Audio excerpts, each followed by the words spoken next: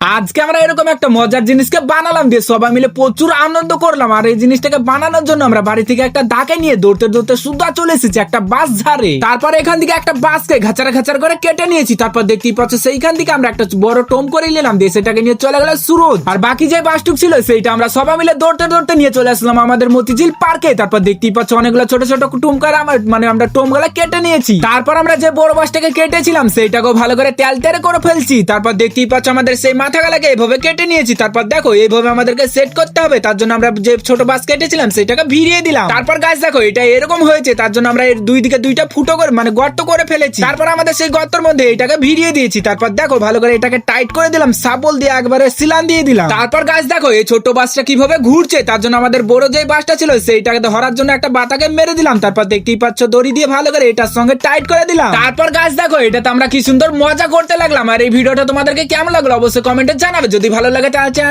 চ্যানেলটা সাবস্ক্রাইব করে নাও।